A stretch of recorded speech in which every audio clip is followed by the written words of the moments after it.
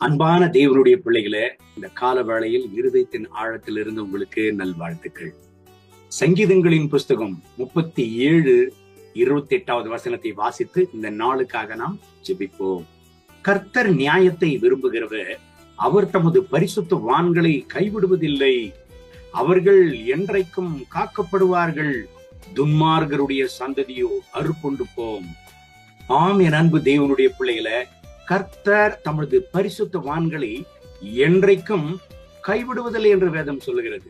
அது மாத்திரமல்ல, அவர்கள் கர்த்தராலே காக்கப்படுகிறார்களாம். தேவனுடைய பிள்ளைகளை, அது மாத்திரமல்ல, துர்மார்கருடைய சந்ததியோ அறுப்புண்டு போம் என்று வேதம் சொல்லுகிறது.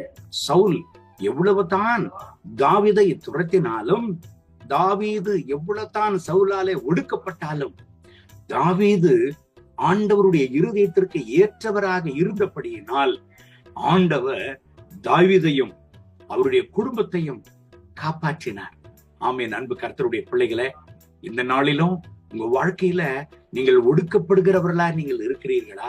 நீங்கள் வசிக்கிற இடத்துல, நீங்கள் வேலை செய்கிற இடத்துல, அல்லது ஊழியம் பண்ணுகிறதான இடத்துல நீங்கள் ஒடுக்கப்படுகிறவர்களா இருக்கிறீர்களா?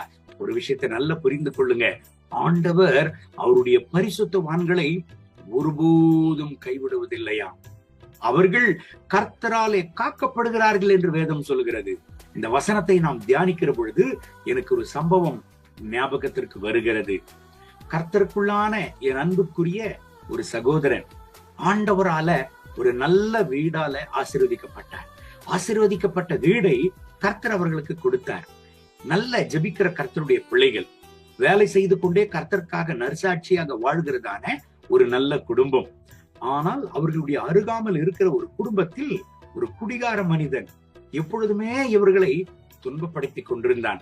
வரும்போதும் போகும்பொழுதும் ஏதோ ஒரு வகையில அவர்களுக்கு தொல்லை கொடுப்பதுதான் அவனுடைய வழக்கம். யாருமே இல்லாத நேரமா இருக்குமே என்று சொன்னால், இந்த சகோதரர்களுடைய வீட்டுக்கு முன்பாக இருக்கிற தண்ணி குழா பைப்புகள் எல்லாம் உடைச்சிருவான். அந்த குடிகார மனிதனை எப்படியாகிலும் சரி செய்ய, ஒரு நல் பாதைக்கு கொண்டு வர இந்த கர்த்தருடைய பிள்ளைகள் எவ்வளவோ முயற்சி எடுத்தார்கள். என் அன்பு தேவனுடைய பிள்ளைகளை, இவர்கள் எடுத்த முயற்சி ஒன்று கூட பலிக்கவில்லை. எல்லா தோல்வியில தான் முடிந்தது. கடைசியில அந்த அன்பான கர்த்தருடைய பிள்ளைகள் ஒரு காரியத்தை செய்ய ஆரம்பித்தார்கள். என்ன தெரியுமா? ஆண்டவருடைய பாதத்தை பிடித்தார்கள். ஆண்டவரே, எங்களுக்கு நீர்தான் இந்த வீடை கொடுத்திருக்கிறீர், நீர்தானே இந்த வீடை கொடுத்து எங்களை நீர் ஆசீர்வதித்திருக்கிறீர். ஆனால் இந்த துர்மார்கனுடைய கரங்களுக்கு எங்களையும் எங்கள் வீடையும் நீர் ஒப்பு கொடுக்காதையும் ஆண்டவரே, எங்களை பாதுகாத்துக் கொள்ளும், எங்கள் குடும்பத்தை பாதுகாத்துக் கொள்ளும் என்று ஜெபிக்க ஆரம்பித்தார்கள். நடந்தது என்ன தெரியுமா? அந்த குடிகார மனிதன் ஒரு சுற்றுலா பயணம் சென்றான். சுற்றுலா பயணம் சென்றவன் எல்லாரும் தண்ணில குதிக்கிறதான வேளையில தானும் நன்றாக குடித்து விட்டு தண்ணில குதித்தவன் தான் மேல கடந்து வரவே இல்லை. என கேட்கிற கர்த்தருடைய பிள்ளைகளை, துர்மார்கனுடைய சந்ததியோ அறுப்புண்டு போம் என்று கர்த்தருடைய வேதம் சொல்லுகிறது.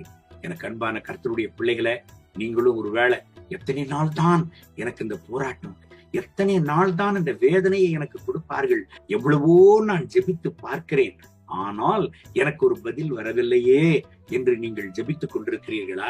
என் அன்பு தேவனுடைய பிள்ளைகளே, நீங்கள் கர்த்தருடைய அடைக்கலத்தில் இருக்கிறீங்க, நீங்கள் கர்த்தருடைய பாதுகாப்பில் இருக்கிறீங்க. ஒன்றை மாத்திரம் புரிந்து கொள்ளுங்க, உங்க பரிசுத்தத்தை காத்துக் கொள்ளுங்க, உங்க உண்மையை காத்துக் கொள்ளுங்க, உங்க உத்தமத்தை காத்துக் கொள்ளுங்க. ஆண்டவருடைய பார்வையில உங்களுடைய வழி செம்மையானதாக இருக்கட்டும். உங்களுக்கு விரோதமாய் கடந்து வருகிற சகல துர்மார்க்க பாதைகளை கர்த்தர் அடைத்து போடுவார்.